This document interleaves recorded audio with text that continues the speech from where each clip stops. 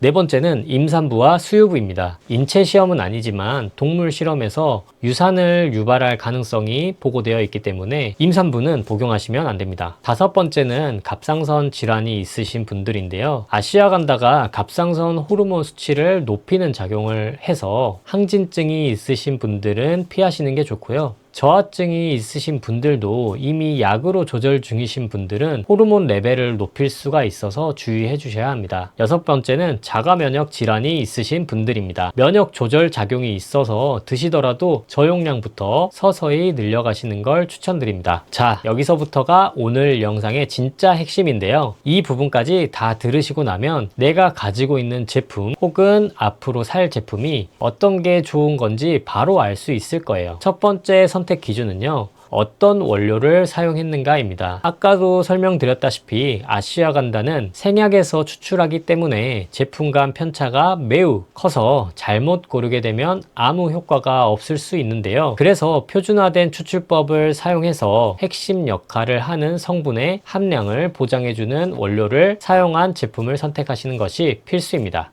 핵심 역할을 하는 성분이 아까 말씀드린 위다놀라이드이고요. KSM66, 센소릴, 쇼덴 이렇게 세 종류의 원료사가 있는데요. 각 원료별 특징을 표로 한번 정리해 보았습니다. KSM66과 같은 경우는 뿌리를 사용해서 만들고요. 위다놀라이드 함량을 5% 보장하기 때문에 아슈아간다 300mg이라면 활성 성분인 위다놀라이드가 15mg 이상 들어가 있다고 보시면 됩니다. 가장 전통적인 역사가 오래된 원료이기 때문에 임상 데이터가 많고요. 그만큼 리스크가 적습니다. 센소릴은 뿌리와 잎을 동시에 사용해서 만들고 위다놀라이드 함량을 10%를 보장합니다. 잎을 같이 사용한 것이 특징인데요. 잎에는 활성 성분이 훨씬 더 많이 들어가 있고 그 중에는 위타페린이라는 성분이 들어가 있는데요. 이 성분이 항암 작용을 하는데 항암 작용이라는 것은 동시에 세포 독성을 띨 수가 있기 때문에 효과는 높지만 그만큼 부작용의 가능성도 있을 수가 있습니다. 쇼덴도 마찬가지로 뿌리와 잎을 동시에 사용했고요. 위다놀라이드 함량을 35%나 보장을 하기 때문에 빠른 효과가 필요할 때 적합할 수 있습니다. 한국에서도 건강기능식품으로 위 3가지 성분만 기능성을 인정하기 때문에 그냥 위 3가지 원료 중에 하나 선택하시면 됩니다. 두 번째는 원료사입니다. 이 이야기를 해야 하는 이유가 있는데요. 최근 시중의 아슈아간다 제품을 임의로 선택을 해서 제3자 독립검사기관인 컨슈머랩에서 분석한 결과를 보면 굉장히 충격적인데요. 시중의 유통 제품의 70% 이상이 함량 기준 미달로 나왔고요. 조금 부족한 수준이 아니라 100mg이 들어가 있어야 하는데 1mg도 하나도 안 들어가 있는 정도로 미달인 제품들이 버젓이 팔리고 있다는 겁니다. 더 충격적인 것은 퓨어나 라이프 익스텐션, 스완슨과 같은 규모가 큰 회사들의 제품들까지 함량 미달이 나왔다는 겁니다. 왜 이게 이렇게 흔할까요? 아슈아간다 원료 자체가 굉장히 고가이고요. 검증된 원료, 표준화된 추출 원료를 쓰게 되면 제조 원가가 올라가게 되고, 반면에 저급 원료를 쓰거나 함량을 줄이면 마진이 높아지는데, 소비자 입장에서는 겉으로는 티가 안 나기 때문이에요. 특히 해외 직구 제품들은 국내 인증 체계 밖에 있기 때문에 더 주의가 필요합니다. 그래서 제품 고를 때에는 제3자 독립검사기관에서 함량 검사 인증이 있는지를 꼭 보셔야 합니다. 세 번째는 제조사입니다. 햇섭보다 훨씬 까다로운 의약품 그레이드의 GMP 인증 시설에서 제조가 된 제품을 선택하시는 것이 좋습니다. 이번에도 시중에서 유명한 제품들은 다 표로 정리해서 나열해 보았고요. 그 중에서 제조사를 공개하지 않는 제품은 제외를 하였습니다. 여기서 아시아간다 추출물을 역산해서 한 캡슐에 들어가 있는 위다놀라이드의 함량을 계산해서 1mg당 단가를 입력했고요. 그리고 그 중에서 가장 가성비도 좋은데 전통적으로 임상 데이터가 많은 KSM66 원료를 사용한 제품을 선택했습니다. 그렇다면 이 모든 기준을 충족시킨 제품을 알려드릴게요. 참고로 말씀드리면 대가를 받고 제작하는 것은 전혀 아니고요. 저도 이 제품을 사서 내돈내산으로 먹고 있습니다. 나오의 KSM66 아시아간다 라는 제품인데요. 이름에서도 알 수 있듯이 KSM66이라는 임상 데이터가 가장 많은 원료를 사용했고요. 제조사는 GMP 인증받은 시설을 갖추고 있는 나우이고요. 한 캡슐의 용량은 600ml이고요. 그 중에 5%가 위다놀라이드 성분이기 때문에 위다놀라이드는 30ml가 들어가 있습니다. 현재는 한 알당 300원에 판매가 되고 있고요. 91분, 3달분 기준으로 27,000원에 판매가 되고 있는데 가격은 변동될 수가 있고요. 너무 많이 올랐다 하시면 댓글 남겨주시면 대체 제품이나 다른 가품 없는 사이트 링크 찾아드리겠습니다. 요즘 정말 국내나 해외나 다 가품 이슈 때문에 논란이 되고 있는데요. 가품이 한 번도 발견되지 않은 검증된 링크를 고정 댓글에 올려드릴 테니까요. 구매에 참고해 주시면 되겠습니다. 이상으로 아시아간다의 모든 것에 대해서 알아보았는데요. 꼭 제가 추천드린 제품이 아니더라도 본인 상황에 맞는 제품을 복용하신다면 삶의 질이 수직 상승되실 수 있을 거예요. 환자분들이 하시는 말씀을 들어보면 밤에 누웠을 때 생각이 좀 줄어들고 잠드는 시간이 빨라지면서 아침에 일어날 때 훨씬 덜 피곤하고요. 그러다 보니 낮 동안에도 감정 기복이 줄어들면서 스트레스에 끌려다녔는데 조절이 되는 상태로 바뀌었다고 하시더라고요. 물론 영양제가 만능 해결책은 아니고요. 언제까지나 보조적인 수단입니다. 잠을 잘 자고 움직이고 적당한 운동을 하고 먹는 것을 관리하는 것, 이게 가장 중요한 것 아시죠? 앞으로도 더 많은 정보 알려드리도록 할 텐데요. 구독과 좋아요 눌러주시면 정말 큰 힘이 됩니다. 아시아간다를 복용하면서 궁금한 점이라든지 다음에 다뤄줬으면 하는 성분이나 건강 주제에 있으신 분들은 댓글로 남겨주시면 댓글 하나하나 다 읽어보고 영상 만들 때 반영하도록 하겠습니다. 오늘도 시청해주셔서 감사합니다.